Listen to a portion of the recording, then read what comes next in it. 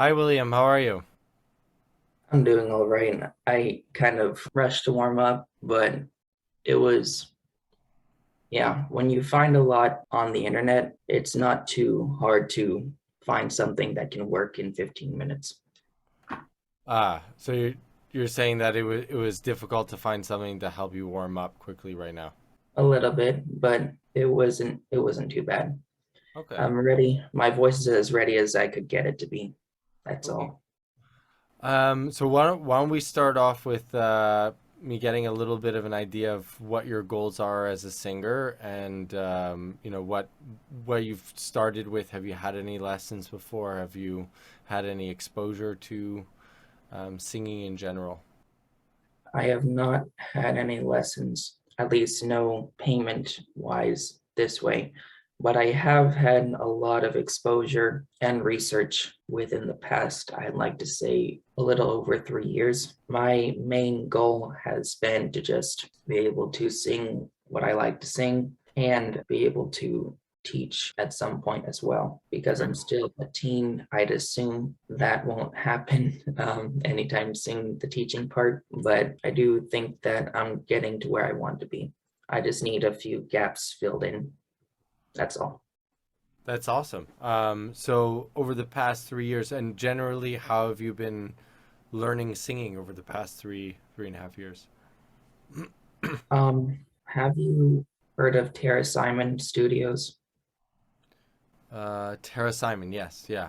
She had, or when it was more of an active series, she would have what's known as Sing Better in Seconds with my subscribers. If not for being a part of that, my voice would not have developed as fast as it could have.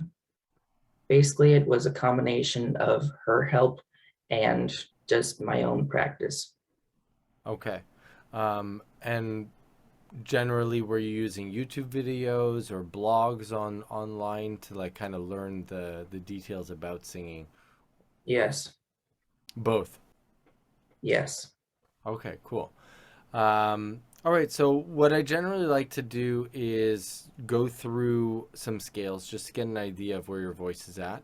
Also, if it's totally unnecessary, but if you have a song already prepared that you like to sing, I'd be happy to hear that just so I can get an idea of what your voice sounds like, just, flat out of the gate. But again, it's not absolutely necessary. Is that something that you have prepared, or you'd rather just start with the scales? I have something in mind. Yes, it's not really a prepared song. I can play something. I can sing something that I can already do, but I was actually going to use an excerpt of something I want to improve upon. Okay, cool. So let's start off with just an off scale, and then we'll go into that song. What's the title of the song? The one I want to improve upon, Queen of the Night. The other one is How Far I'll Go from Disney's Moana. Okay, cool. All right, let's do it. So, starting down here, we're gonna go ah. Ah, Good. ah,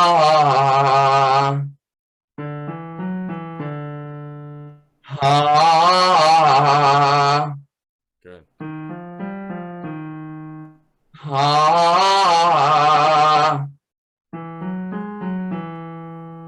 ah, ah, ah,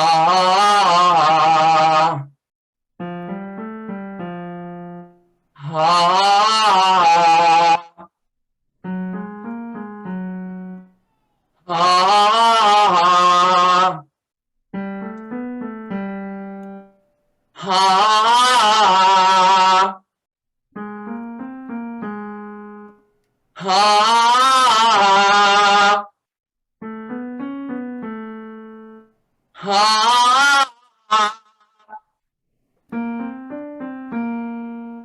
ah, Good.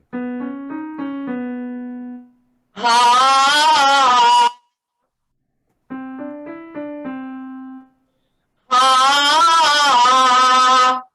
Good. ah,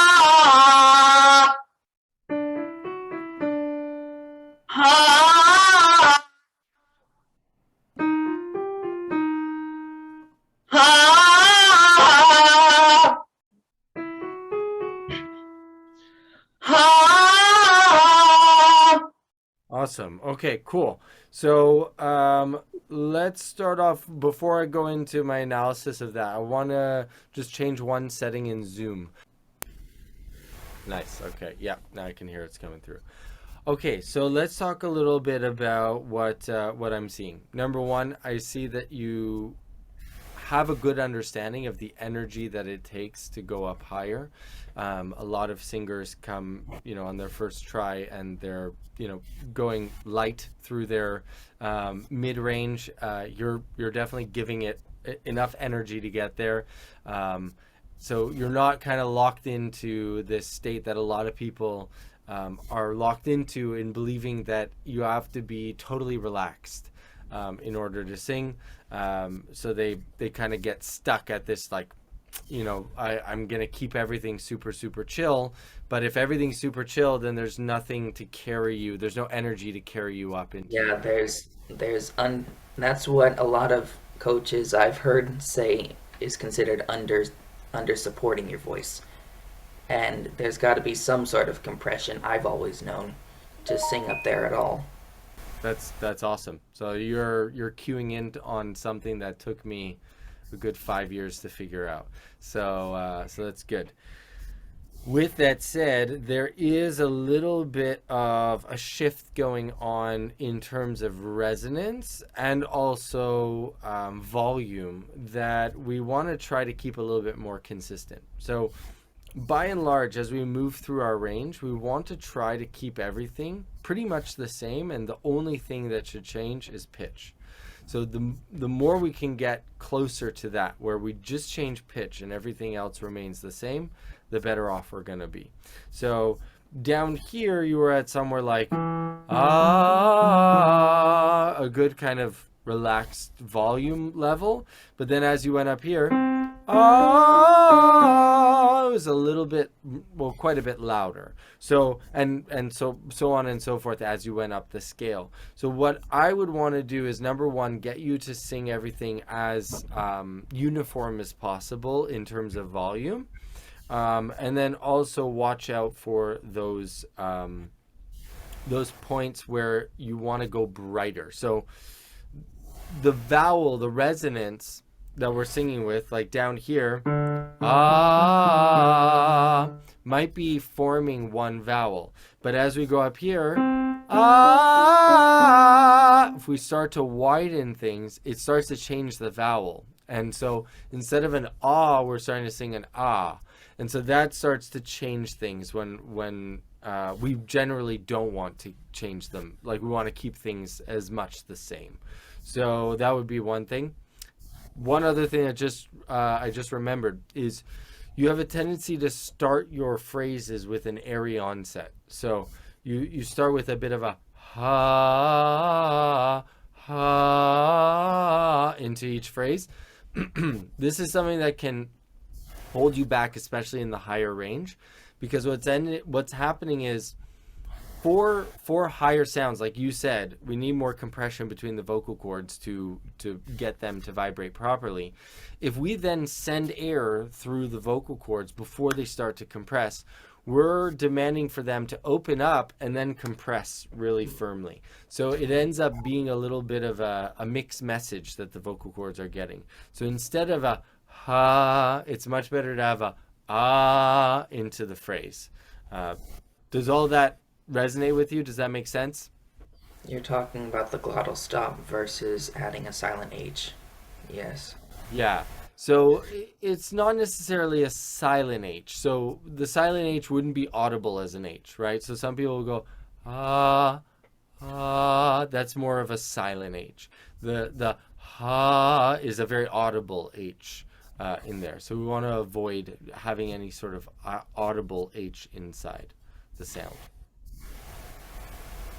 Cool. So let's see, what sort of exercises are you familiar with? Since you've been doing this for 3 years, I'm sure you've done a lot of different exercises. What exercises are you familiar with, and what does your warm-up generally look like right now? Um, Ironically, I don't really warm up all too much. Um,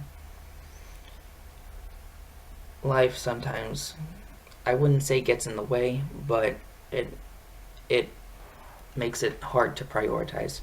So instead, I more so just like start re. I warm up with songs, but I warm up with songs that um, I can sing in the moment, and then hopefully try to let that expand into something more complex later on in the day. Gotcha. And so what's your go-to song that's like nice and easy for you to start off in? Um, Remember me, but that's only if I just woke up. One thing that might be good would be, like I said, how far I'll go. Okay. So that would be a song you would use to kind of start you off to start singing. After some small warm up exercises, yes. Okay, so what would those small warm-up exercises be? I just want to get an idea of what you're already doing so I can not like build something brand new, but already build upon what you're doing. I guess it would just be like just humming.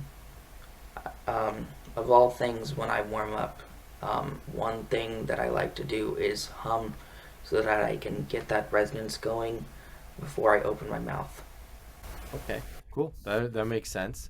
Anything is that just on slides or is that on scales? Do you just go that type of thing or On songs. I'm oh, afraid that I'm afraid that I don't really have any true go-to exercises. okay. All right. That's fine as well. I want to know kind of where you're at and what we need to do to adjust. Nothing wrong with starting off with a good hum. Humming can definitely get your vocal cords vibrating, getting them operating in a good way. There are better exercises to start to engage more support. So the thing with a hum is because it's meant to be done so gently and so easily, it's not going to kickstart those heavier sounds that like you just did into your high range. You need to get to that point. So I wouldn't only spend time in a hum. I would branch out from there.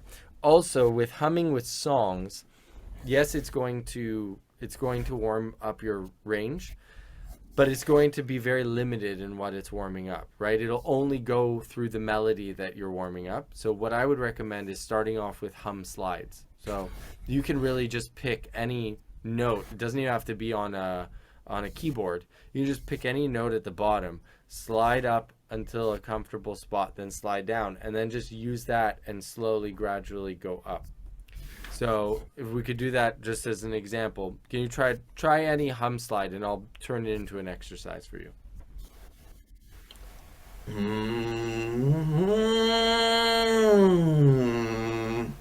Good. So I think you chose an octave there. Perfect. So then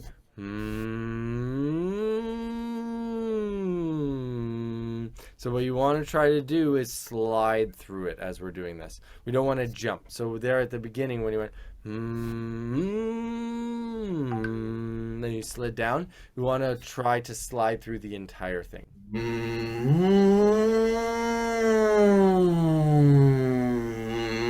Better. Good. Yes, better, better. Also, I want you to try to avoid lifting up for the higher notes. That's something that often is the case when we're thinking about reaching for notes as we think of raising the chin. It's actually going to cause a lot of problems in the throat. So we want to try to keep the chin as level as possible. So you can use a finger. Sometimes I use a finger to guide myself.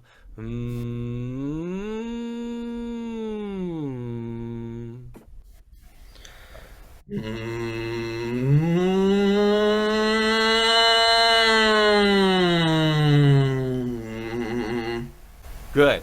The key element that I want you to focus on for this exercise particularly is and other ones, but let's start off with this one, is not increasing the volume as you go up higher. We want to try to keep the volume the same. So whatever you start with, should be your end point. So if you want to go a little bit heavier into your voice, I want you to start heavier. If you want to go a little bit lighter, start lighter. So wherever you start is where you're going to be. There's no increase in volume.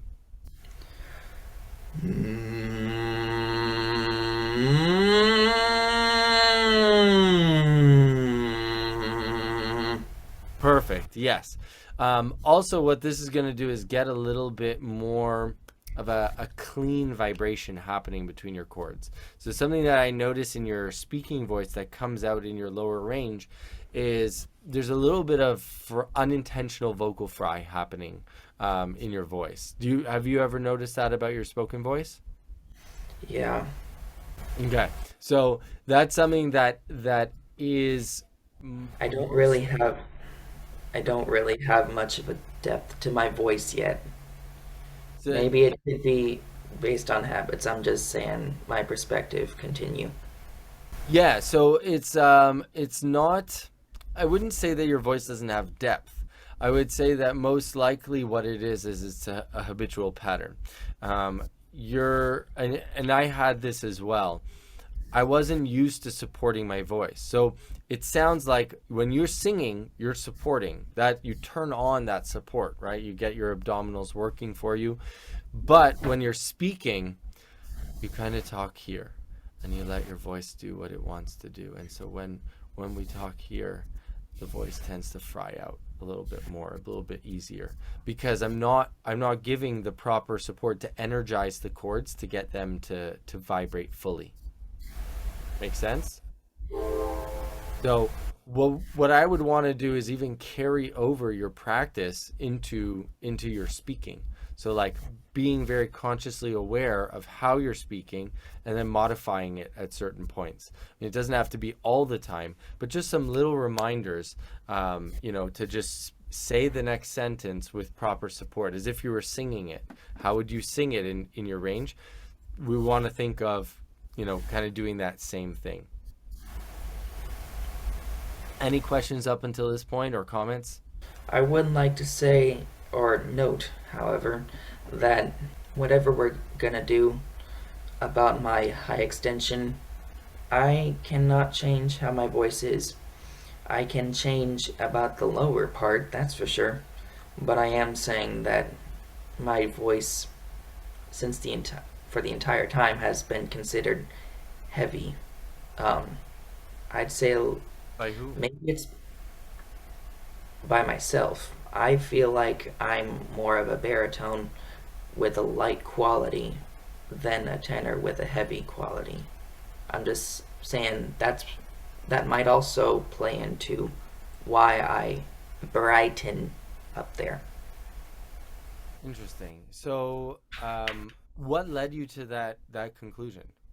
Maybe it is um, the fact that I whine out excessively up on the higher notes and I can't go past a high A.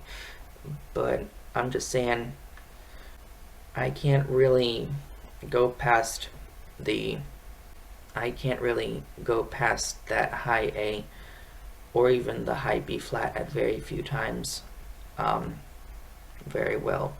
I can it's like I can almost reach the high C with some small modifications, but I'm not quite there yet. And I don't know if that's the tenor, like, and I don't know if that's just vocal development or what, but I do know that it's it's the difficulty level for reaching and even tapping those notes has never changed. It's gotten easier, but the difficulty level has never changed. That's why I feel like I'm a baritone to some sort. So, since day one, you were able to hit the A4. Not A4, more like the F4. It would be strained, but I would be able to tap and then quickly come back down as just like anyone when they're starting off in their journey. That's a massive range extension. Going up three semitones from there, possibly even four semitones from that starting point. I don't know why why would you limit yourself to say that, oh, this is kind of just what my voice is, period, the end? I would actually say, just in my professional opinion, that based on what I'm hearing in your spoken voice and the way that I'm hearing your voice just balance out as we're singing, and um as you went through that beginning scale, is that you're probably a tenor, like a mid-level tenor, not an overly heavy tenor, not an overly light tenor, but you're most likely a tenor. You're not the only person who said that. Tara said the same. And so what Um, what led you to contradict her? um,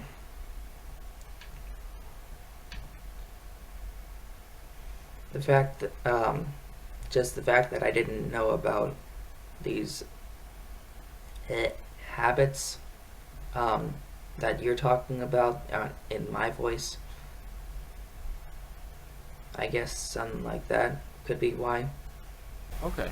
Yeah, I mean, there's always going to be layers that we can peel back to tension, to different approaches to the voice to try to get it to work optimally. I don't think it's right to judge your voice as a final product until you feel like you've really explored your whole range at for a long time, and feel like, okay, I've really got a grasp on this, where it's not like there will come a day where your voice will no longer gain a semitone every month or so, every 2 months, 3 months, whatever it might be, but it won't gain a semitone anymore. Like, you'll kind of see, like, okay, this is where my voice naturally sits, and then you'll also see this is where my voice hits its power, and then this is where my voice like doesn't want to give as much resonance. um, so all of that will become more apparent as you develop. I think it's much more a lack of development than it is a true representation of the characteristics of your voice. I hope you're right. Let's see what happens. Okay, cool. So let's what were we talking about? Oh, right. Let's continue on with the hum slide. Circling back, I want you to try now the hum slide, up a semitone. We'll just kind of work through it up a semitone like that. I don't know if that's something you're able to do on your own, but let's see. So if we go,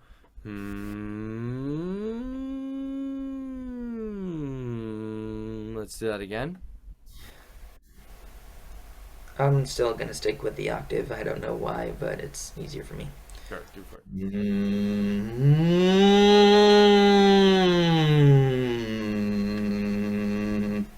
Good. Now can you try to take that up a semitone? Can you go to that next one?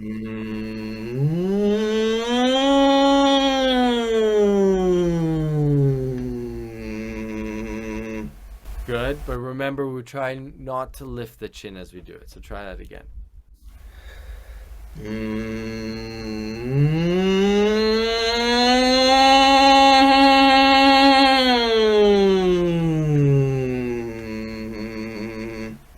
Good. I want you to also watch out for the raise in volume. So right at the top, it started to rise in volume. I want you to try to keep that the same.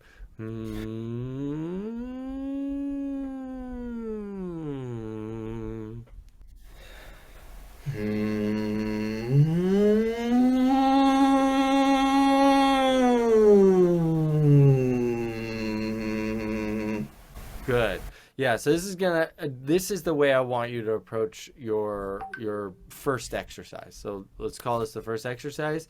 You're just gonna do freehand, starting from a relatively relaxed low note, go up the octave, come down, then bump yourself up semitone until like you feel like you can't do it anymore. Does that make sense? And so you're gonna keep the volume the same, and you're also gonna keep the chin more central.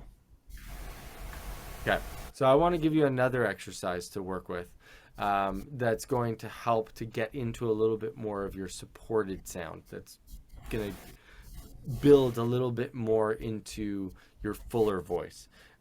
This exercise is called a puffy cheek. Have you ever heard of the puffy cheek exercise? I've heard you mention it before on your videos. Oh, okay. So it's one of my favorites. You'll hear me mention it all the time because, um, yeah, yeah, basically like that. But we want to try to puff the cheeks out to the maximum that they can go. Can you try that?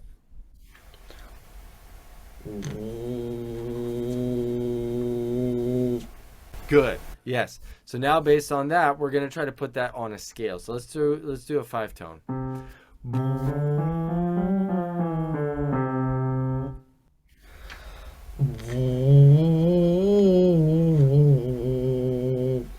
Good. I hear a little bit of tongue tension happening. So what I want you to do is bring your tongue right up against your bottom teeth. Yeah.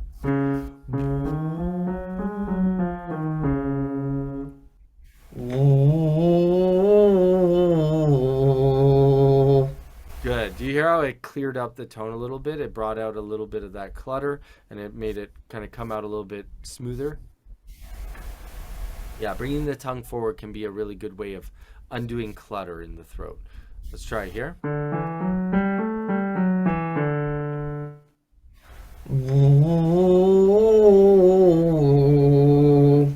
Good. I just want you to puff your cheeks out even harder.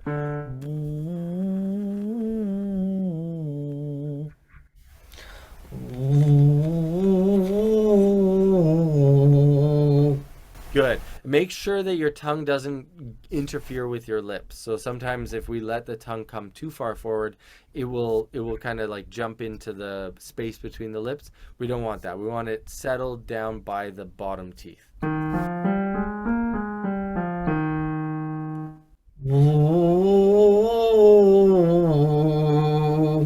Awesome.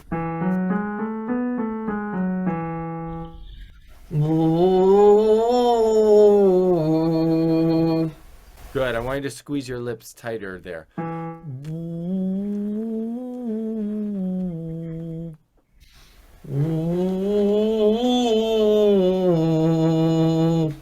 And I didn't explain before, but I want to tell you why we're doing this exercise versus a hum. What's the benefit? So this exercise, because we're building up so much pressure, and that's why I keep on harping on you, closing the lips, because we're building so much pressure up against the lips, it helps to bring a counter pressure against the vocal cords so that they start to square up a little bit more firmly. And then also this counter pressure starts to engage our abdominals. So if you just, without even making a sound, if you just make a puffy cheek like face and puff and blow air through it, you'll notice your abs engage. It engages a lot of abdominals. Do you notice that?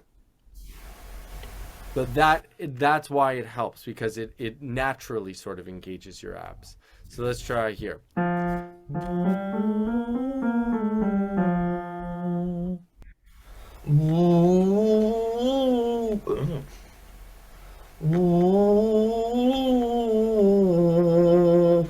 Good.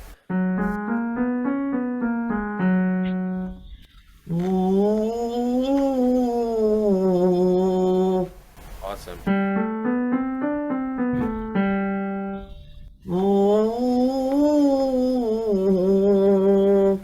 Good.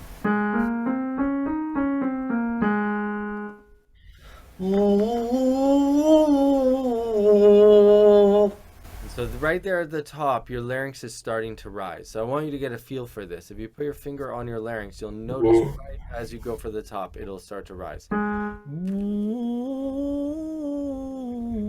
Try it again. Okay.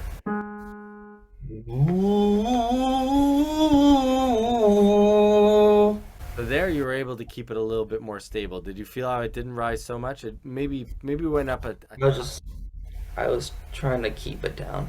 Ah, you were trying to keep it down. Okay, good. So consciously adding a little bit of dopiness to this in the middle range. You don't need to add it to the low range, but in the middle range can really, really help. And by the way, if I'm ever saying any of this that like you already know, just let me know. And I don't want to repeat it for my own benefit. I'm trying to give you as much as you need to know to fill in the gaps, because it sounds like you do know a lot about the voice. I just want to be there to fill in any gaps in your knowledge that I can. Awesome. All right, let's do it here.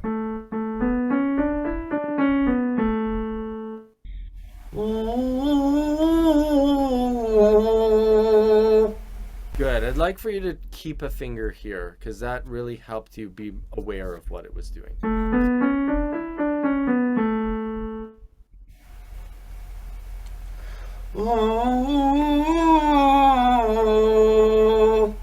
Good. Yes.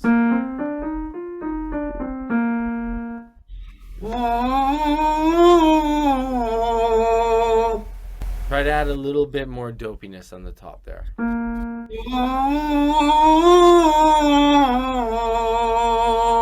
Good. Yes, like that.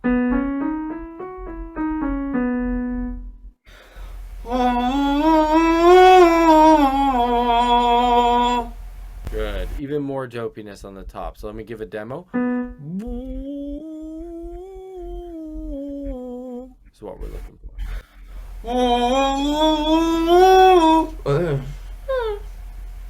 That's okay.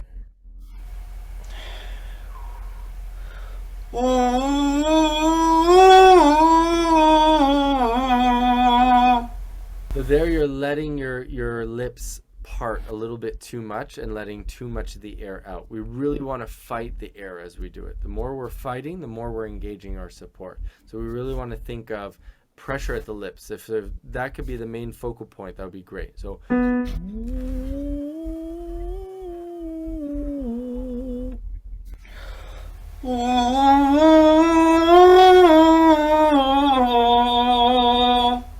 almost there, almost there. I want to flip something for you that I think will help.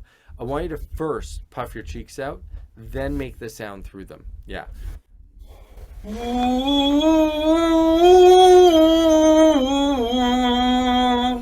Good. And can you try to do about 20% less volume? Probably not. Give it a go.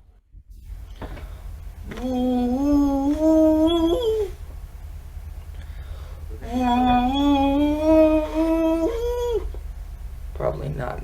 Okay, so what I want you to try to do is, number one, relax as you're doing it. Right now, your shoulders are kind of coming up as you're going for that high note. There's a lot of apprehension for the high note. Try to just let it all go as you go for the top. So I want you to try to think of chest down, shoulders down.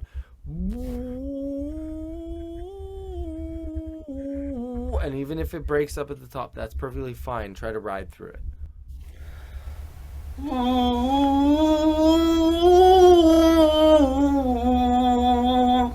Okay. Let's try. I wanna try backtracking for a sec, because right here it's kind of getting stuck at this max volume. So I want to bring it down to like super quiet.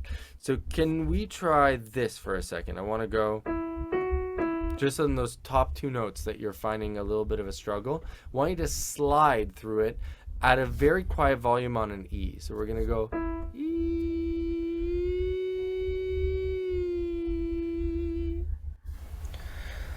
E. Yeah.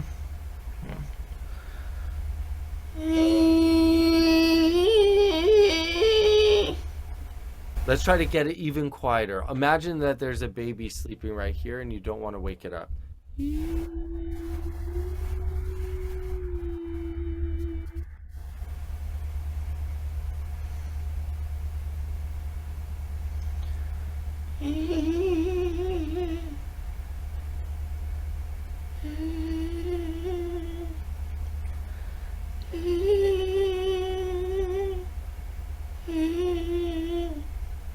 Try to go for as firm of an onset as you can. So right now it's a little bit of an airy onset. I want you to try to get a glottal stop.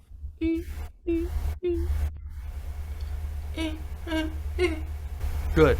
Neck is engaging a little bit. Watch yourself in the camera as you do that. Watch for any sort of neck engagement when you do that.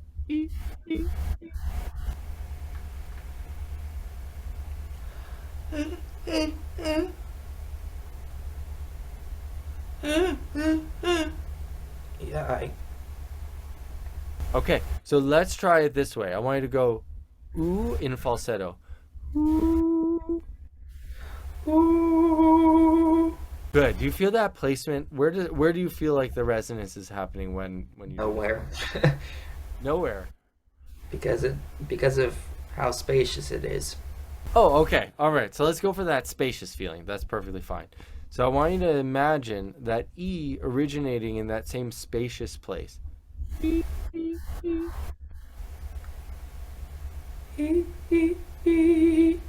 Good. Now just with less air. So I want more of a glottal stop.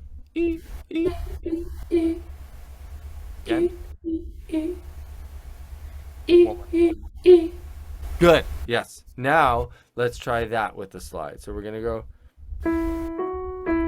E.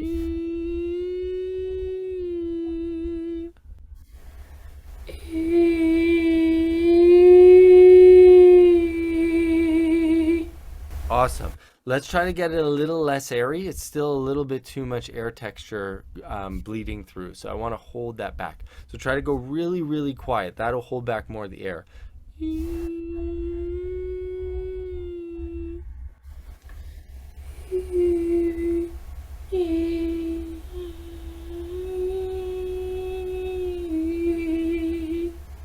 Good. You're finding it. It's somewhere in between those two. So the at one point you were holding it back by kind of squeezing. We don't want to do that. And then the other time you kind of let that go, which made it a little bit too much airy, too airy. So we want to find a balance between those two. We want to hold back volume. There you go. That's much better. There we go. Now let's try it here.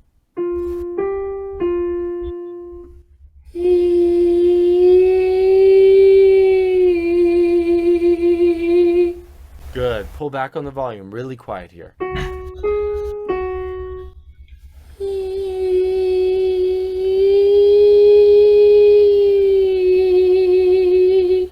Good.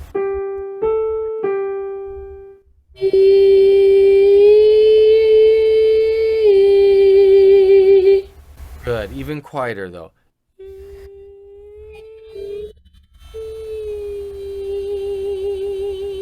Yes. Do you feel how that is there's a firm chord closure there, but it's not a chord closure with force or push or support. None of that stuff is there. Does that resonate? Any quieter, and your voice would stop entirely. But at the same time, you can't let out that air. It's so bizarre. It's a bizarre feeling. Because I can do it. It's more just like being this micromanaged is not normal for me. But I digress.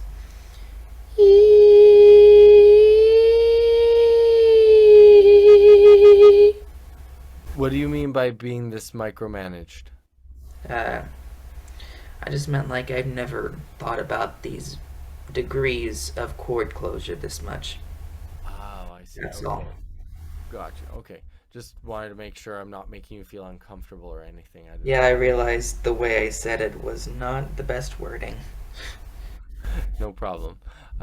So yeah, so it sometimes it takes deeper and deeper levels of feeling and understanding in order to start making these changes. And I think that's kind of what your voice is missing and needs to be filled in is these varying levels because we want to be able to sing any note at any volume that we want to sing, right? Like that is ultimate artistic freedom. So in order to do that, we need to be able to do all the In different. every register, because it's possible to sing "ooh," and then it's also possible to sing "wah," like you said. Yeah. Um, but to an extent, there's still some heft to the chest voice versus the falsetto. Right. So definitely having each register there at our disposal to use it in the way that we want is also very important because the same note, like you just said, can be done in head voice and can be done in a mix or it can be done in chest voice. So we want to be able to be able to have that freedom. So in order to do that, we need to practice in all these different ways. If we only practice loud, or we only practice quiet, or we only practice at a medium volume, we're going to be stuck. We want to try to practice in many different ways. So that's kind of why I'm leading you here. So now that we've kind of warmed you up to this idea, I want to try that puffy cheek again and see if we can find a finer level of chord closure as we move through here. So let's try.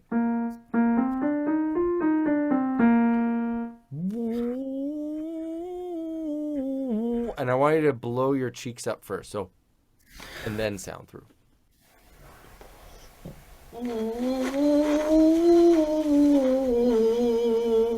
Good. Now try to back off the volume. So now that you've already experienced what that minimum volume is, I want you to do something in between those two.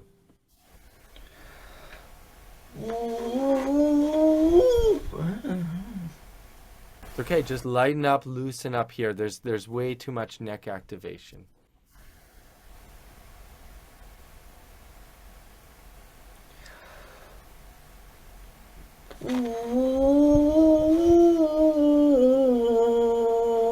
Yes, that's much better.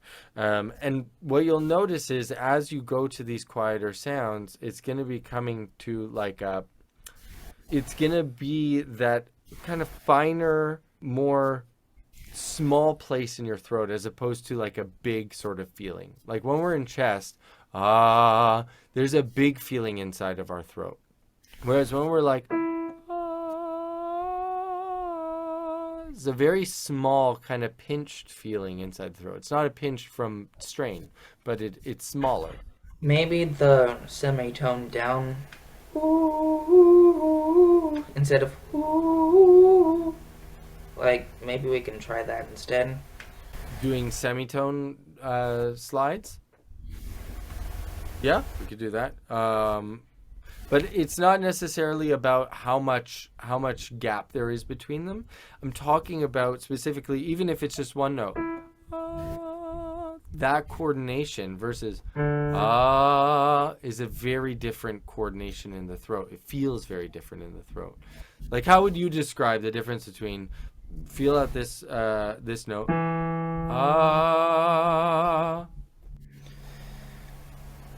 Average, strong, resonant.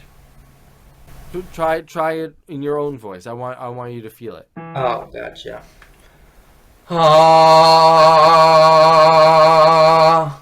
Good. So what would you characterize that feeling? Not the sound, but the feeling inside your throat.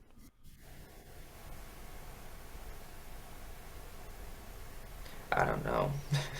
I can't really place a label on how it feels most of the time because of how used to it I am. I don't know. Okay, but part of this process is becoming more and more mindful of the sensations that we're feeling as we're singing, because if I can teach you one thing today, that you forget everything else, but I teach you How one. you feel in your voice will help you more than anything else. Right. So and experimenting with different things. So I guess it's a two-parter, but we don't want to get lost on the sound only, because it'll be an endless chase for a specific sound that's in our mind. When we're going after the sensation, we start to feel the feeling of release, and that we can go back to.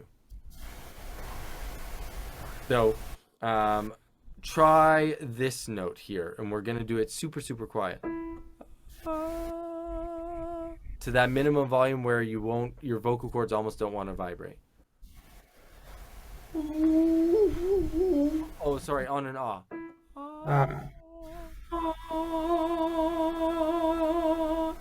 How does that sensationally feel different than the octave below it? Very small, barely any resonance. Okay, cool. So we want to try to carry that idea over into the puffy cheek when you're going here. Because if underneath this, if underneath the puffy cheek I have this feeling of openness, I'm going to end up getting stuck, especially as I try to get a little bit quieter. If I try to think of that feeling of like small placement with very little resonance, I'll find it. Ah, so I'm finding that smaller place. Ah, it's something that I can. I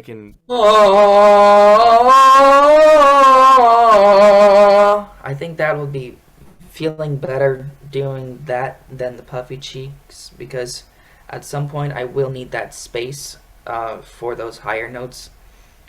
Even if, like, the chord closure, as you've probably explained before to many times, um, it's all in the voice itself rather than the external resonators and spaces inside the mouth. That's why I'm saying there's a point in which I need to drop the puffy cheeks and just let it go on an ah vowel like that. So the the exercise itself can be done throughout the entire range. Like here, I can go. Uh, I can do it in a five tone. Sorry.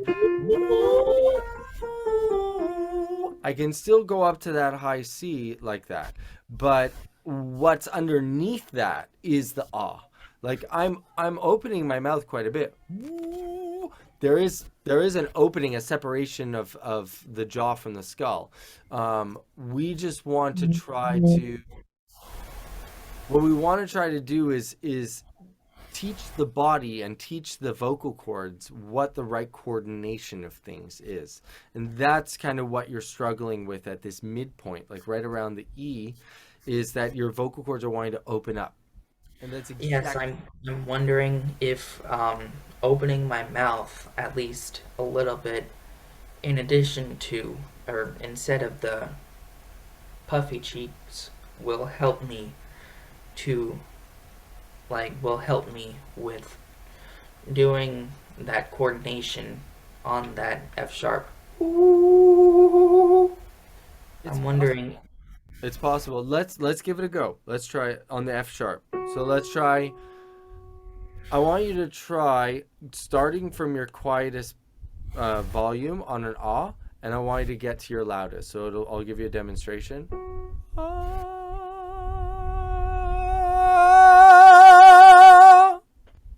Try to get to there. I am gonna flip more. I am gonna flip harder than that. But here I go.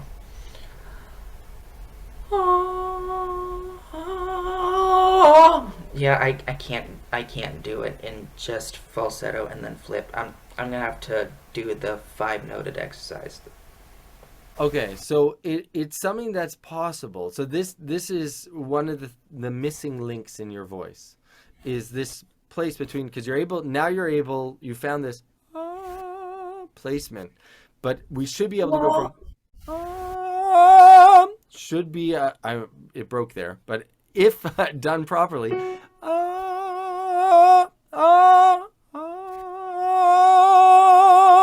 there is a way to be able to do it with no flip and no kink. So keep that in the back of your mind, is that it's not that I can't do that. You understand? It's not that you What I can't mean do is, that. like, it's so incredibly new to me because it's a very rarely used coordination for me that I'm not there yet. I'm not saying I can't. I'm just saying I can't right now. Okay, all right, that's perfectly fine. But the puffy cheek is gonna get you there.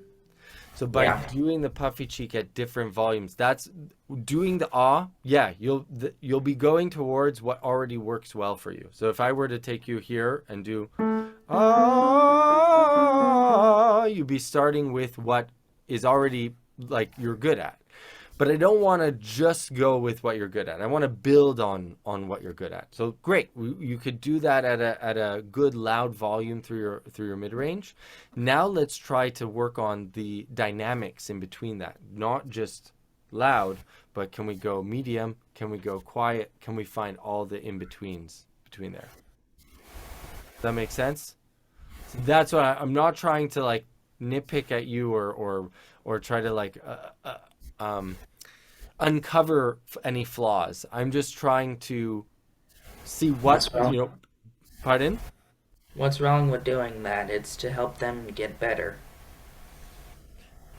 I yes. So I should rephrase. I mean that I'm not trying to do it in order to just nitpick at you. I'm doing it in order to then uncover those and show you how to do that better. So while that that crescendo is not working, that to louder is not working very well, this puffy cheek will help you. So that's kind of why I'm pushing this exercise, because it is a very effective exercise for finding that. So I want you to try this one again, and I want you to keep the volume in the middle. So not quite so loud, not super quiet, but something in between. So we're gonna go.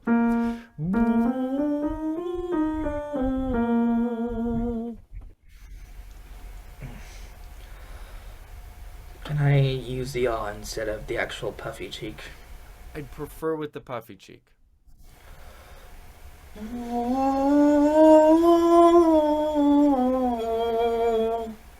Good. Right now, there's too much air coming through at the top. What I want you to do as you're doing it, I want you to try to hold back that airflow, because you're wanting to press a lot of air through the cheeks. Or not through the cheeks, through your lips. I want you to hold back that airflow with your lips.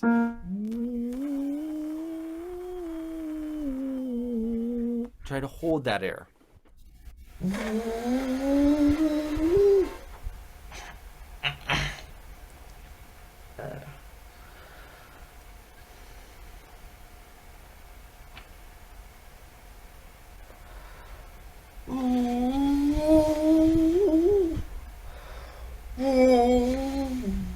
Oh, so you're trying to go at it with more volume. I'm saying back off the volume, just increase the squeeze at the lips.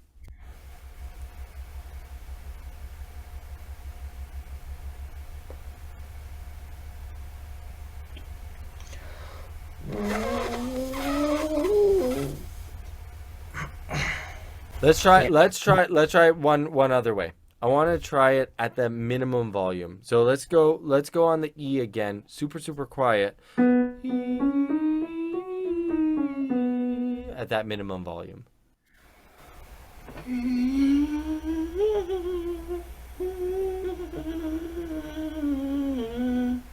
So you have too much air moving through the chords right from the beginning. We got to hold back that airflow. So I want you to try to go even quieter, where it's just gonna get the vocal cords vibrating. If you notice, as I'm doing it, I'm getting a very kind of pure sound. I'm not getting a. I want to avoid any sort of air disturbance with the sound. I just want to get pure tone.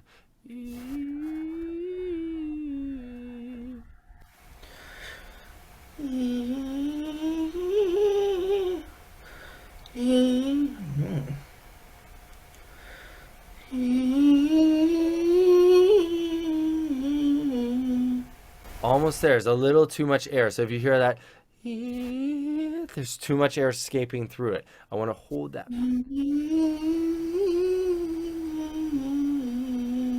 Now you got the right coordination, just with a whole bunch of neck tension. So let that go. Just let it be like almost like you got a shot of Novocaine from the dentist. Everything is super loose.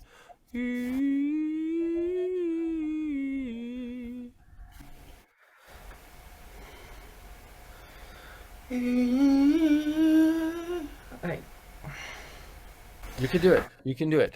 Watch yourself in the camera. So one thing I want you to watch out for is these muscles here. So your sternocleidomastoids are getting way too involved. We want to try to keep them as chilled out as we can.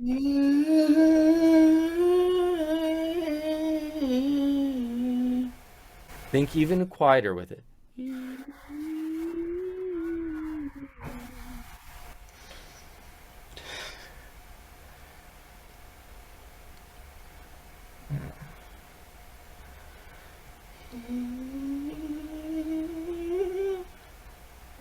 there's only so high I can do it. That's I guess that's where our I guess that's where I'm blocked at. At the moment, I can just as I've said before, I can only do it perfect. accurately so high. I need to do it a little lower. So I'll tell you when we did the slides when we were doing those, we went all the way up to the B4. Just now when we were doing it, we were only doing it up to the F sharp. So you can do it. It's just about finding that coordination again. So you found the coordination once. It's just about reintroducing that coordination again and again.